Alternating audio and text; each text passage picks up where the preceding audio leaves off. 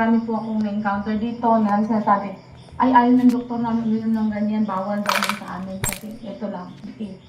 So, i-discuss ko ito, hindi po ito matagal, saglit lang po. The difference of traditional and versus modern medicine.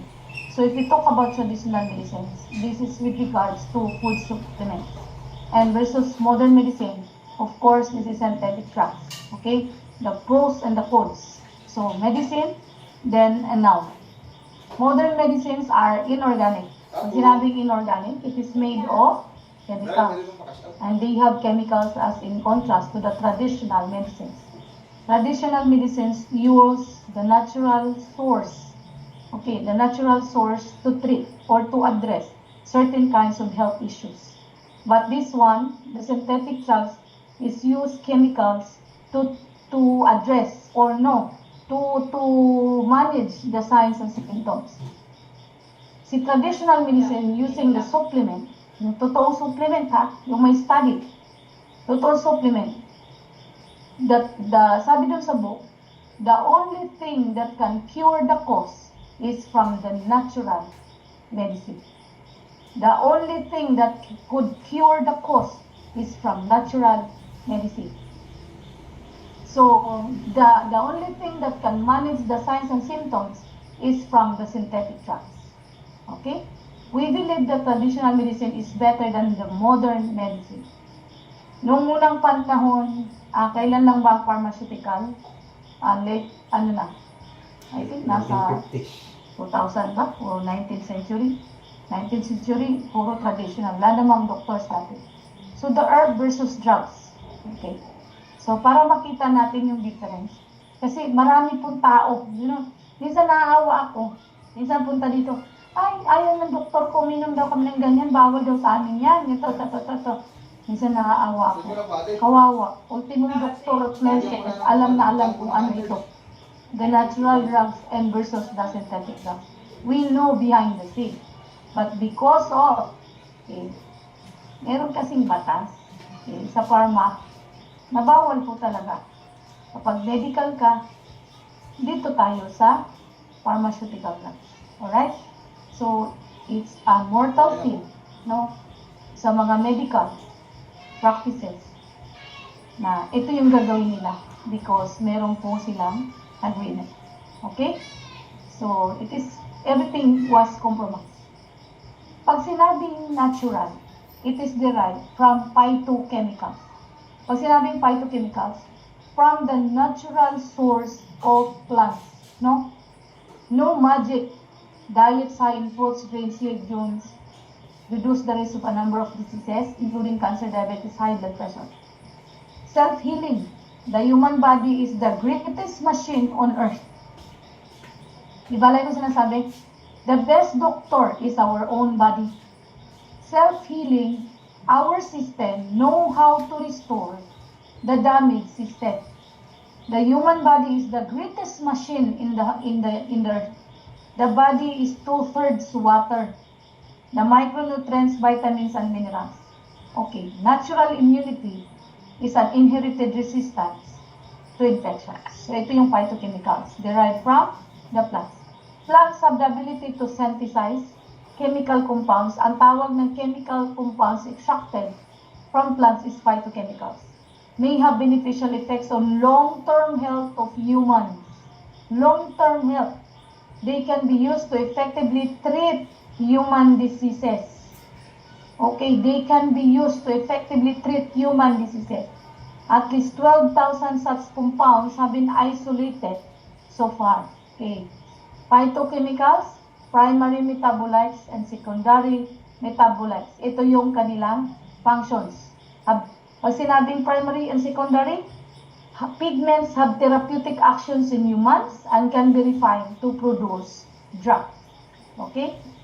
These are the phytochemicals. The primary and the secondary use as a therapeutic actions in humans and can be refined to produce drugs. Examples: inulin from roots of dahlia for diabetes, quinine from the cinchona, anti-fever agent, especially in treating malaria and for increasing appetite, Meron to, fluoroquinine. Gamot po itong fluoroquinine. Binibigay po itong reseta, fluoroquinine. Morphine and codeine from poppy plant as painkillers. Morphine and codeine. Morphine. Tandaan nyo yan, pag may cancer, more pain. Pag hindi na kayang pain, sasaksakan ka ng morphine. Okay. More pain, ang isasak sa'yo, morphine.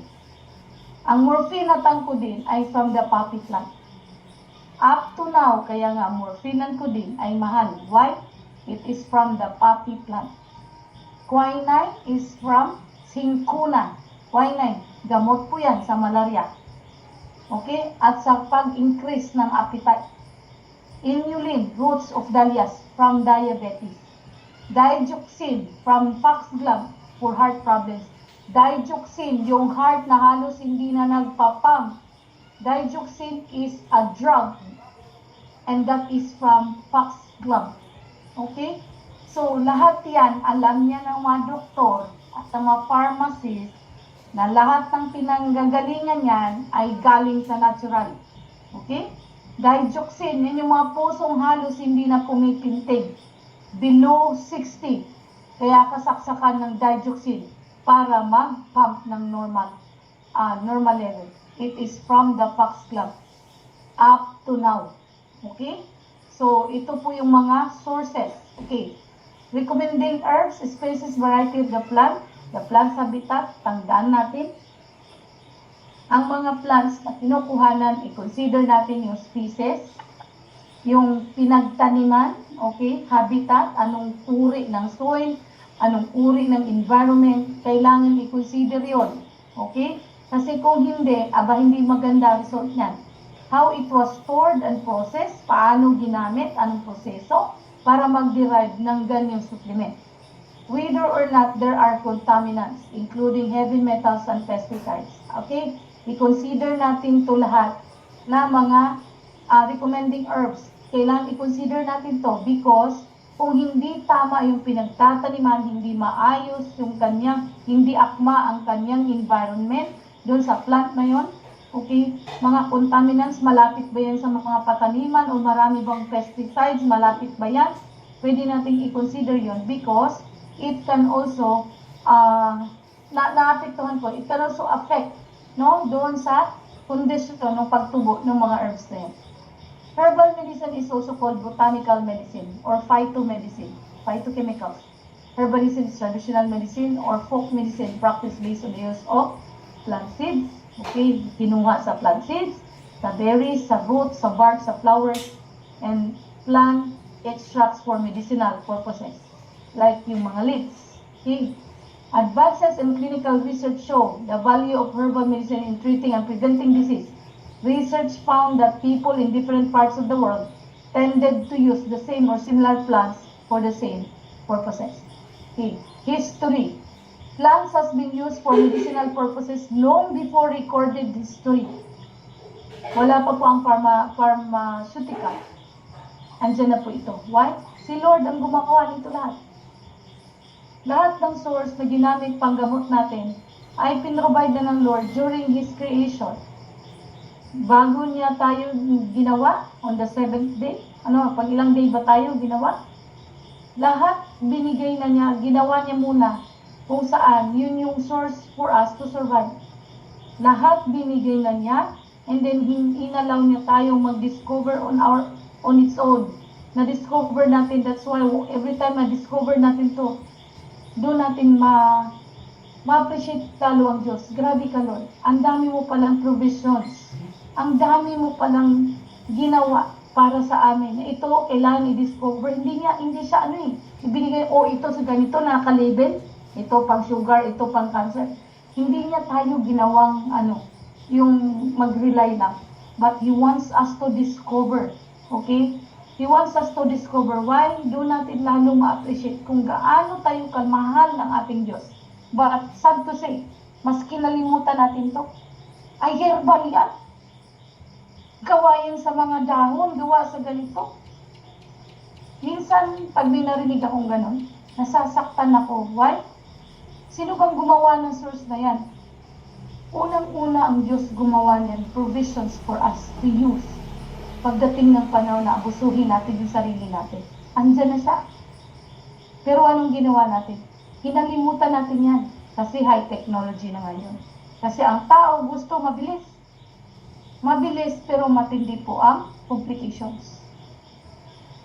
Nalulungkot ako kung kailan ang Diyos ang lumikha ng source na to para gamitin nating panggamot. Pero anong ginawa?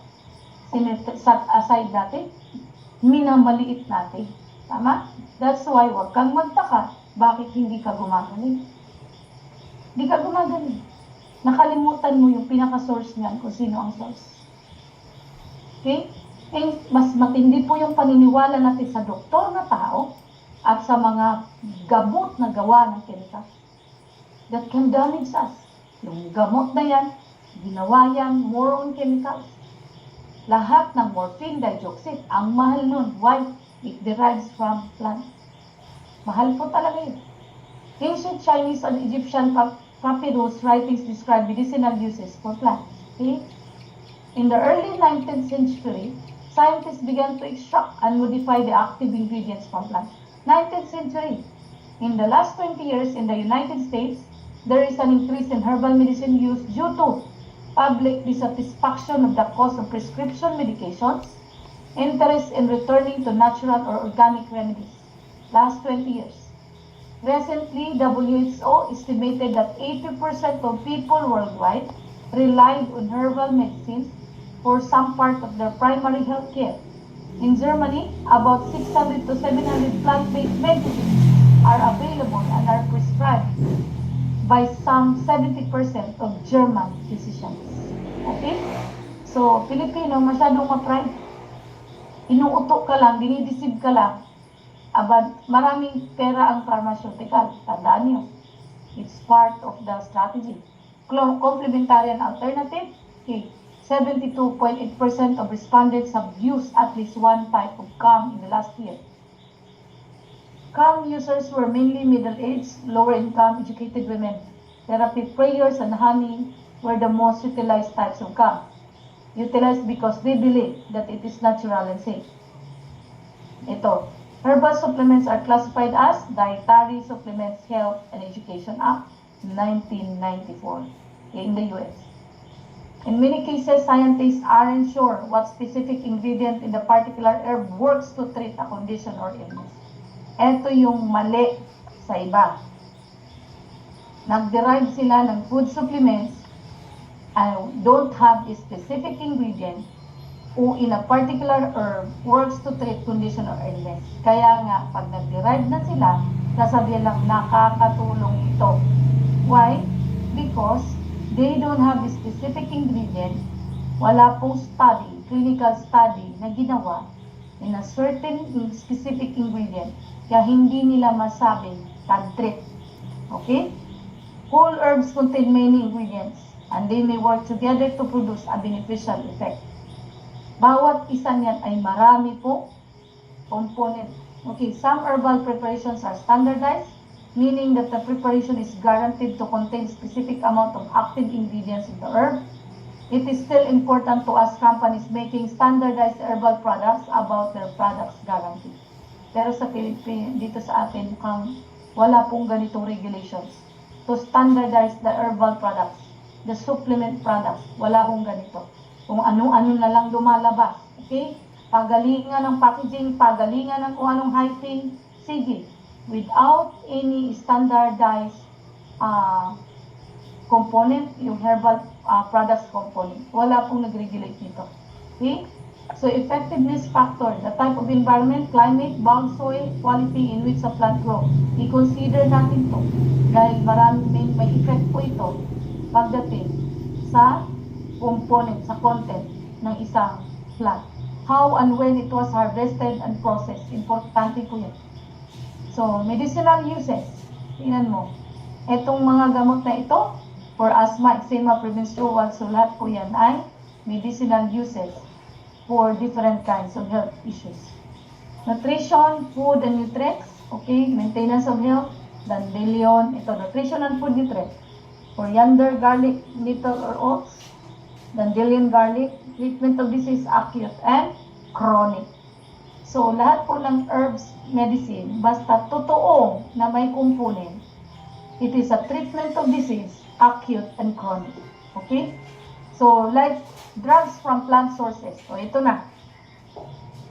Sabihin natin na, ay, yung doktor ko sabi bawal daw yan. Yung aspirin, saan ba nanggagaling? Okay? Cocaine, quinidine, scopolamine, tuberculin, codeine, ergotamine, morphine, digoxin, pilocarpine.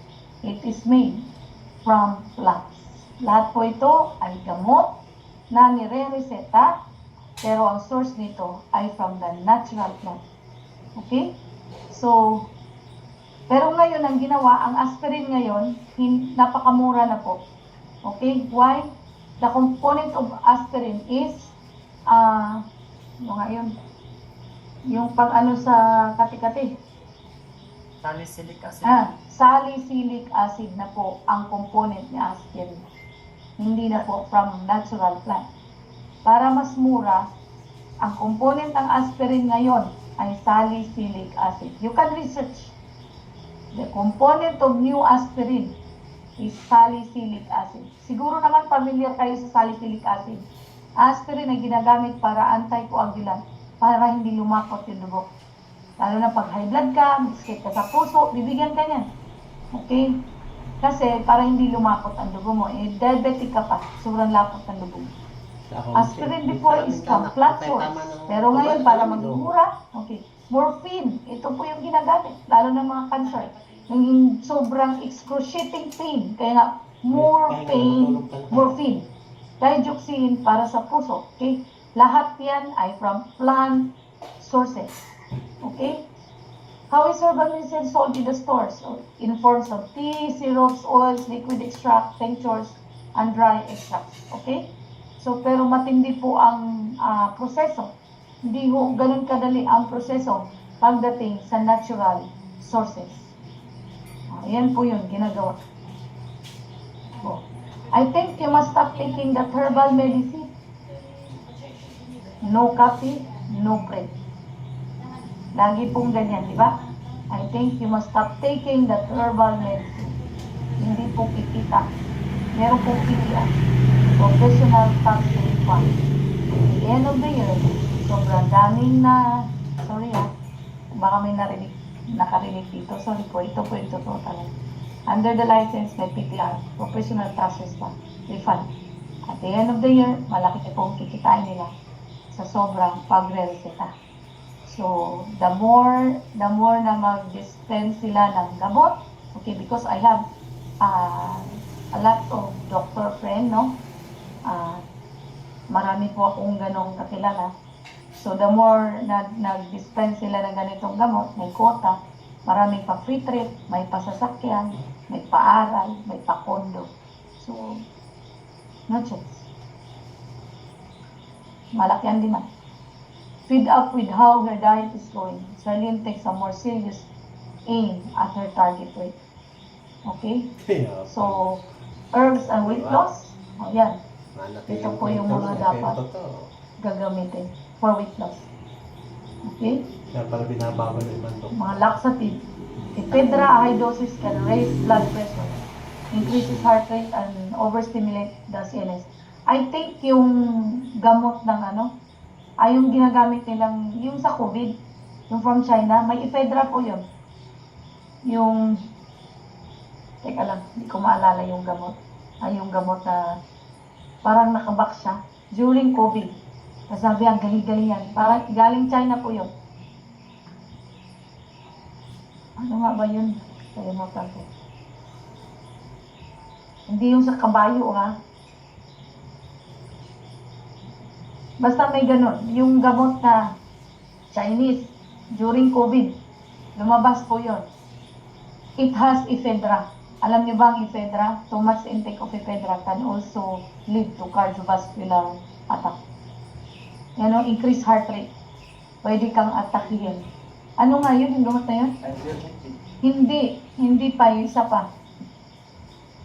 Yung lumabas na parang nakabox ng Chinese. Hindi ivermectin. Yung isa. Huwag na tayo mag-usap ng ganun. Basta yung isa, na galing Chinese, na nakabox. ephedra. Wait. Yun po ang component nun.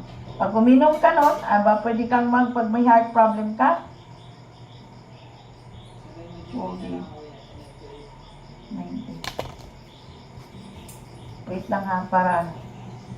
ED1, pwede pong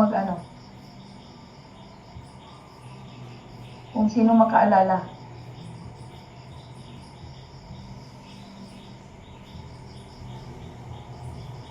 Yung ay naku, nakabakso ng maliit. Nandyan ba si ma'am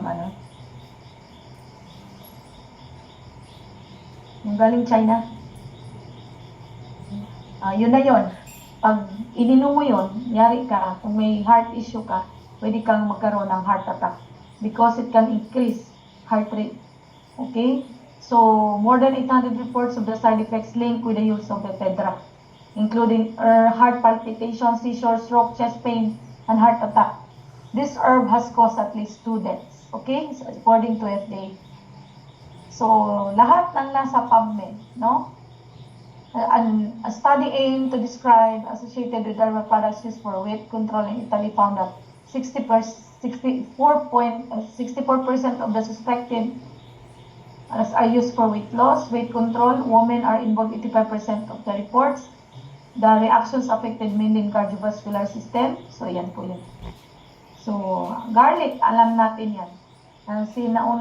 During 19th century, yan po ang trabaho niya. Actually, huwag nating sabihin na, ay bawal yan kasi natural, supplements. Hindi po pwede. Hindi po pwedeng sabihin natin bawal yan. Why? Even kami po sa medical, nag-aaral po kami, the 10 approved sa DOH. Merong 10 approved plans na nakakapag-address ng different kinds of issues. Guess ko ito. Ultimo si garlic. During our board exam before, lumabas po yan na lower cholesterol and triglycerides, kill worms, roundworms, hypertension, blood circulation, yan po talaga hindi matatawaran. Ang garlic ay meron pong ganyan na component na pwedeng mag-address ng diabetes, cancer prevention, bronchitis, asthma, and allergies. Yan yung trabaho ng garlic. But the side effect is skin rash in sensitive people. Overconsumption cause heartburn and gases. So ginger, alam natin to, na talagang meron silang therapeutic. Meron silang therapeutic effect sa ating katawan. Used for colds, coughs, and vomiting. Relieves arthritis kasi mataas ang inflammatory, anti-inflammatory. Ginger, okay. If you are taking blood thinners, okay, pag uminom ka mga aspirin or ano pang klaseng pang blood thinners, have bleeding disorders or gallbladder disease, don't take medicinal dose of ginger. Pag meron kang gallstone, okay, do not take ginger, okay, because it can aggravate. During pregnancy, stimulate uterine contractions. Tandaan, ang ginger, nakakapag-stimulate siya ng uterine contractions, baka makunan. Okay? Huwag yung painumin ng mga ginger na mga extract or ginger tea, yung mga buntis, because it can stimulate uterine contractions, baka makunan. Anis, para sa expectorant, SABS and bronchitis, para sa terpeno. So, narcotic in large doses. Aniseeds contain anethole, a plant hormone similar to human estrogen.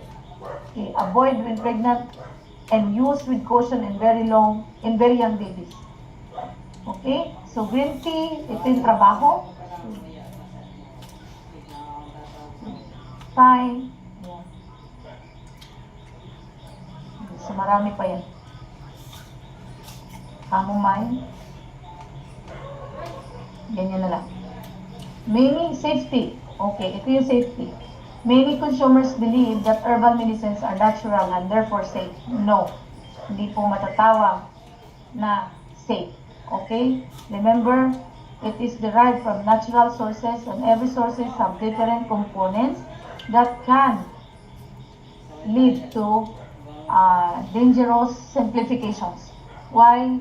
Dahil ang mga component yan ay ginagamit pong component sa paggawa ng synthetic drugs. Tandaan nyo, synthetic drugs, 60% of the component is from the natural plant because they are unregulated and mislabeled. Delikado. And too much intake of natural medicines na hindi nag-undergo ng rigid study, it can damage your kidney because remember the components of the leaves or the barks ay sila po yung pagaling sa mga leaves. Mataas po ang oxalate component, and then too much oxalate component intake can also lead to develop gallbladder stones and kidney stones. Kaya, nung tinuro ko to sa about kidney stones and gallstones, too much intake of natural medicine, natural supplements, without a rigid study can develop gallstones and kidney stones because of too much oxalate. Remember, the oxalate found sa mga dahon and sa mga roots, sa mga plants. They are unregulated. No, ang hirap dito sa atin, palakasan system. Pag may kakilala ka sa FDA, mabilis ang paglabas. Kaya lang nakakatakot. Why? Because ang dami pong nami-mislead at ang dami pong kaya sabi ko kung talagang magaling, ang iyong produkto, one component is enough. Why? Kung magaling talaga yung component na isa, it is enough. You don't need too much. Why? Ang dami pong too much. 600 in 1, 8 in 1, 10 in 1. Without, they are unregulated. Para sa business purposes lang. May contain additives and contaminants. Di mo alam saan tinanim. Di mo alam saan ang pinanggagalingan. May cause allergic reactions. Interact with conventional drugs because remember, it has different components. Mas matindi po ang natural drugs. Okay? Toxic if used improperly at a high doses. Kaya tingnan nyo, sa synthetic drugs, may mga component kasi ang synthetic chemicals. That's why hindi ka pwedeng mag-sobra sa mga dosage. What? It can lead to toxicity. Too much can lead to toxicity. Okay? And can lead also to nadadamage yung mga different systems in the body. Hindi need ng katawan mo. Remember our body, naka-built-in na po yan. Kaya nga supplements, kung ano yung kulang, kaya nga may tinawag na non-essential, unessential. Si essential ay kailangan nating kumain. Kailangan nating kumain ng mga foods, mga fruits, because doon natin makukuha yung mga minerals and some nutrients. Ang non-essential, naka-built-in na sa katawan natin. So, that's the reason why we need to eat, because kailangan natin, useless ang ginawa ng Diyos kung hindi natin kainin yan. Aba, nasa katawan na pala lahat. Hindi niya ginawang perfecto lahat. We need the essential nutrients and non-essential nutrients. The non-essential nutrients is built in our body. The essential nutrients is from the fruits and doon sa mga vegetables. Okay. So, be careful. No? Pag wala po rigid study, delikado. Okay. So, to be safe, consult your doctor first. Do not take a bigger dose than the label recommends. Take it under the guidance of trained medical professionals. Be especially cautious if you are pregnant or nursing. Okay. 10 red flags for consumers. Recommendations that promise a quick fix. Okay? Mag-quick fix ka kung meron kang basihan na clinical study. At lagi kong sinasabihan, bakit hindi kami gumaling agad? No. Remember, before you acquire the disease, a certain disease, matindi na po ang taon ng pag-deposit niyan. And abrupt healing is not good. Why? It needs process. Wala po kung abrupt. Kaya pag sinabi, huy, ang bilis naman gumaling nun, nakakatakot. Baka kung ano yung ginawa pa. No abrupt healing. It takes a process, step by step. Because our cells are the one to fix, no? There are warnings of danger from a single product or regimen. Claims that sounds too good to be true. Simplistic conclusions drawn from complex study. Recommendations based on a single study. Remember, single study is not enough. Paggawa ng clinical study, it took 20 years to 40 years bago mag-come up ng clinical study. A single study is not enough. Dramatic statements that are refuted by reputable scientific organizations. Marami pong bayaran yan na magsabi ang galing nito. Marami na pong ganyan sa Pilipinas. Because of business purposes. Okay? List of good and bad foods. Recommendations made help sell a product. Okay? Makasell lang. Makabenta lang. Lahat gagawin pangahit. Kahit ikaw mismo na nag-i-introduce, pag tinanong ka, ano bang talaga certain components that really works inside the system, hindi mo nga masagutin. Hindi ho ganun kadali magbitbit ng ganitong mga produkto. Why? You need more knowledge about the body. Hindi ho ito laruan yung ating katawan. Remember in medical, error is not accepted. Di po pwede yun. Recommendations based on studies published without peer review. Sinabi lang, wala pong basihan. Wala pong proof, wala pong mga backup na talagang nag-prove. Recommendations from studies that ignore differences among individuals or groups. Hindi ho madali. Sometimes sinabi ko nga, due to the lack of knowledge to a certain product, to a certain supplement that we really don't know. Remember, we are an accessories of killing a patient. That's why be careful. We are an accessories due to the lack of knowledge with a certain supplement. Hindi mo alam kung ano pong ginagawa niya. Remember, from phytochemicals, it has a lot of components. Hindi mo yan basta, ay ano to, natural naman to, kaya okay lang kainin. No. There are some components that are not needed in our body.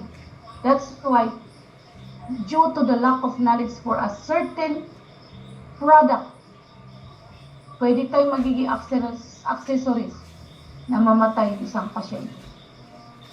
Okay? So, we have to be very careful. Hindi yung basta bit-bit tayo ng produkto para lang may maibenta.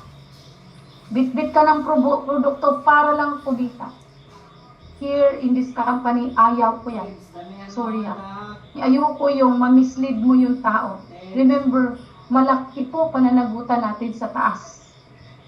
We are here to help the patients recover.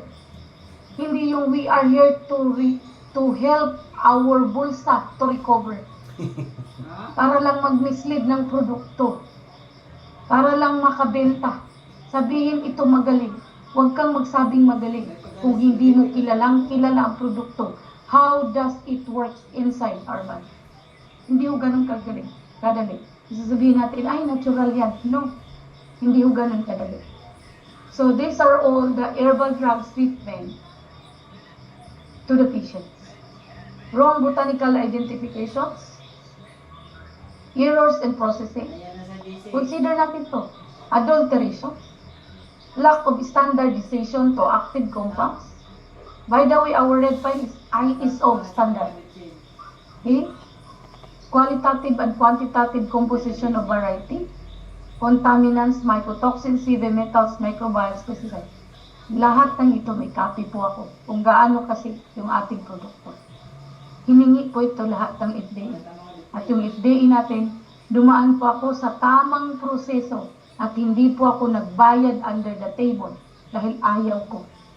Marami po ngayon companies magbayad ng under the table, pera-pera na po ngayon. Kahit hindi naman ganun kagaling, lumabas ang CPR. Ayoko nang ganun. Remember, baka dahil sa atin, mag-worsen pa yung tao. Malaking pananagutan sa atin. Remember, what we sow, it will come back. That's why be careful in dealing with patients in a certain product na hindi mo kilala paano magtrabaho inside the body. Be careful. Maybe we are an unconscious killer. Tandaan niyo po yan. The modes of preparations and routes of administrations, over or under dosage, over long duration of use, erroneous diagnosis, multi-component and variable mixtures of herbs, chronic treatments, lahat ba yan? May back-up yan? Clinical conditions, renal, hepatic, different co-medications, risks, and interactions. Okay, what are the interactions between the natural and the synthetic drugs? That's why 30 minutes before meals, ang ating red pine, because it is, as the source is from the plant. Okay, and after meal, yung mga synthetic drugs. Why after meal? Kailangan may laman ang tiyan because it is made up of chemicals. It can worsen and it can create chronic ulcerations in the stomach. Baka magkaroon ng bleeding if you take the synthetic drugs before meal. But there are synthetic drugs before meal. It is multi-coated. Okay? Polymorphism is in key metabolic steps according to ethnic or geographical origins. So, ito po yung dapat i-consider natin. Huwag yung basta, ay, may supplement, ang galing-galing. Malakas sila, magaling sila, ang sobrang lakas nila. I don't care. You need to study. Study mo. Kasi, papayag ka ba na ikaw yung accessories kung bakit nag-worsen yung condition ng isang pasyente? Dahil sa pag-promote mo ng mali mong pagbibigyan ng supplement na kahit ikaw mismo hindi mo kayang ipaliwanag the mechanism of actions inside the body. Okay? Napakahirap. Malaki pong pananagutan natin yan sa Diyos. Tandaan po natin. Hindi porket natural supplements ay pwede na nating laklakin. Remember, too much intake of different supplements without rigid study, it can develop gallstones and kidney stones because of the high oxalate component from plant leaves and plant barks. Okay? So, I hope you understand. So, herb-related factors, ito po yun. Nagkakaroon ng kidney injury. Akala mo, ganun kadali. Ay, natural to. Please. Huwag ganun. I hope this time, after nyo narinig ito, huwag nyo sabihin, lang. Food supplement lang. Because, remember, the early pharmaceutical, they are using 60% of the source from plant-based in making synthetic drugs. And up to now, lahat ng binanggit ko kanina, the source is from natural drugs. That's why mahal. Because yung process ng natural drugs is too difficult. Hindi yung ganon. Binanggit ko na po kanina. Ang dami mong gagawing sundan. Totoo ba ito? Anong component nito na nag-a-address nito? At hindi lang po tayo natapos doon. May back-up na study. Okay? So, intrinsic toxicity of herbs, incorrect identification, intrinsic toxicity because of the components of certain plants, incorrect identification, incorrect processing, incorrect storage, adulteration, contamination by heavy metals. Be careful. We need to consider all these things. Treatment factors, overdosage, longer than required duration of use, interactions between traditional and Chinese medicines and drugs. So the interactions between the drugs and the natural drugs. Patients, clinical condition, chronic kidney disease or allergy, different gender and age. We need to consider this pagdating sa supplements, natural supplements. Okay? Modern medicine, tapos na tayo sa natural, is a synthetic drugs. Okay? Definition, classification, preparation, properties, and uses of aspirin, paracetamol, Dettol, chloroquine, phenobarbital, chloramphenicol, chloramine, ito, synthetic polymers. Addition in chain growth polymerization, free radical. Vinyl polymerization. Alam niyo ba yung vinyl? Ionic vinyl polymerization, Ziegler. Lahat po yan. Condensation of step growth polymerization, polyesters, polysamide. Yan yung mga components. Alright. Ito na siya. Aspirin, Dettol, phenobarbital, chloramphenicol, chloroquine, paracetamol, These are all the components. Okay? So, ito yun. What are drugs? So, the natural and synthetic substance which taken into living body affects its functioning or structure and in use in diagnosis, litigation, treatment, prevention of disease is called drug. Okay. Natural drugs are made from compounds found in nature. The most prevalent natural drug sources are plants. The most prevalent natural drug sources are plants. Synthetic drugs are chemical compounds produced in the laboratory. Synthetic drugs are created using man-made chemicals rather than natural ingredients. Ito yung sinabi ko kanina. Pag may narinig ako, ay ayaw ng doktor ko na natural. So it means, ayaw mo natural. Sino ba gumawa natural? It's God. Ginawa ng Lord yan para pagalingin tayo. Pero nirefuse mo. Mas nagtiwala ka sa mga gawa ng tao and produce in the laboratory. Okay? That's why, no healing. So these are the components of aspirin. Aspirin component now, dati, natural plants. This Batistan. Ito yung component. Acetyl salicylic acid. So ito po yung mga component. So, nakita niyo po ba ang component ng aspirin? Kayo po ay uminom ng salicylic acid. Paracetamol. So, acetaminophen. Yan po yung mga component. So, too much. Okay, colorless crystals or white crystals. Analgesic, antibiotic toxicity, more than 4,000 milligram a day. Can cause liver damage and skin reactions. Too much. Okay? Drug toxicity in humans. So humans take a number of drugs for health reasons. It is practically guaranteed that all useful drugs will produce unwanted effects, but some can produce positive, dangerous effects. Toxicity refers to sometimes deadly effects. Though all drugs have adverse effects at normal doses. You know, synthetic drugs has adverse effects. Okay, it is only the dangerous ones which are referred to as toxic. These are the result of excessive pharmacological actions of the drug due to overdosing or prolonged use. After a lot of R&D, potential drug candidates fail because of toxicity. Yeah.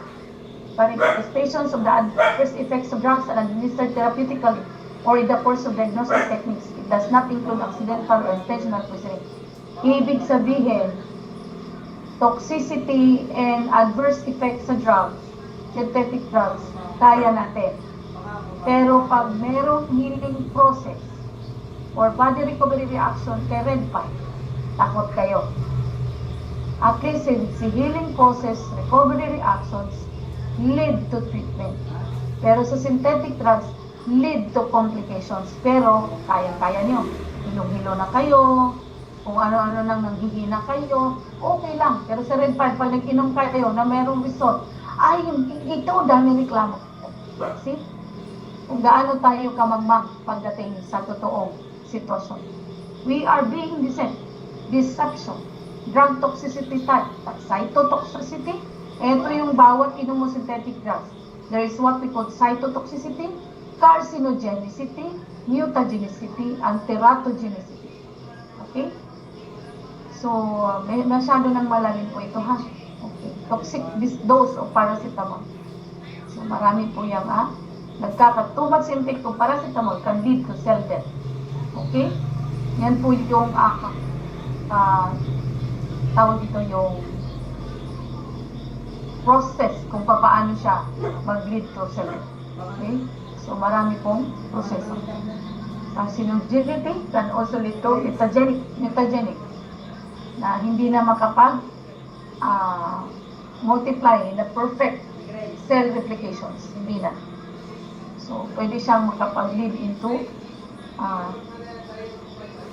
yung formations ng cancer cells. Drug interaction is defined as the alterations in the pharmacological activity of one drug by the concomitant use of another drug or other substances. The concurrent use of herbs can be increased, decrease, or mimic the effect of other drugs. Huwag na to.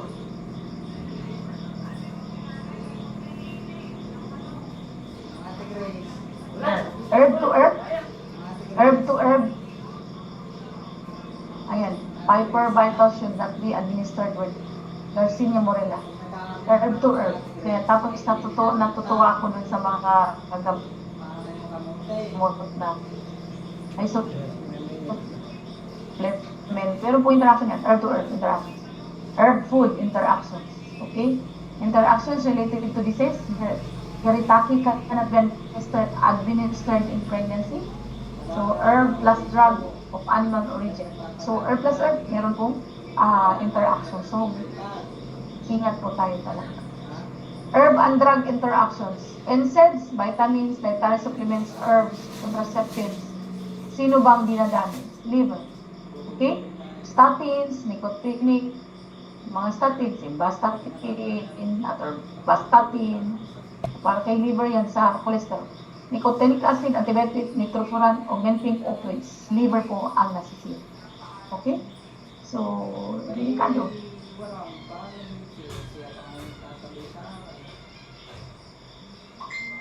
Pinapakita ko na lang sa inyo yung interactions between the drug product and the herbal supplement. So, yung mechanism of actions. Okay? So, tingnan nyo. Like sa red pine, uminom ka ng red pine. Kunyari sa red pine to, tapos synthetic drugs. Ang kagandahan, kung ano yung functions nito, or yung toxicity nito, yung toxicity ng synthetic drugs, ina-alter nitong ating red pine. That's why, pwede mo siyang isabay. Okay, ang pag-take. Magugulat ka pag sinabay mo yan, pagdating ng time, yung doktor mo, tatanggalin na ito. Why? It doesn't cause adverse reactions at pinapabilis yung paggaling mo. Okay? Altered absorption of the drugs when they co-administered along with the herbal medicine. Altered absorption of the drugs. Ang kagandahan, sa red pine at ang drug product, yung kung ano man yung latak nito, hindi po siya may iwan sa system natin, lalong-lalo na sa liver at sa kidney. Because our red pine ay napakagaling na blood cleanser. Eh sabi, pag ang synthetic drugs ba namin, numiinom ka ng red pine, itigil na. Wala pong abrupt. Lalo na pag matagal mo na yan, tinitake na gamot. Wala pong abrupt na pagtigil. Okay? So, benefits of red pine needle oil sa Pinus pensiflora, ito po yung lahat. Okay, why? Because of different components. Remember, our terpene, marami po siya, family. Andun lahat. Our amino acids, it has 29 amino acids. And dami po niyang may terpene, may rutin, and then amino acids na napakagaling. Lalong-lalo na kanina. Pagdating sa and it has very strong anti-inflammatory. And it is also a blood cleanser, and our product is manufactured para po sa mga emperor, hindi sa natural na tao. And our product in Korea is already 6,000 years ago. Also in Japan. Sa Japan po ay 6,000 years ago na po ang red pine. Natural triterpenoids. Okay, ito po yung terpene na nanggagaling kay red pine. Ano ang trabaho ng terpene pagdating sa kahit uminom ka ng red pine? Di ba, pag supplements, nadadamage din ang liver pag mga supplements. But the good thing about red pine, kahit uminom ka, si terpene po, it is a hepatoprotective effect. Pagdating sa liver, kung may issue ka sa liver, kung ang natural supplements na iba ay dinadamage sa liver, si red pine, because of the terpene, meron siyang hepatoprotective effect. That's why ang dami naming may problem sa liver na a-address po ng ating red pine because of the terpene component, and it is also backed up with clinical studies. Yun ang kagandahan. The solution to good health and long life is red pine needle oil. So red pine needle oil concentrate 100%.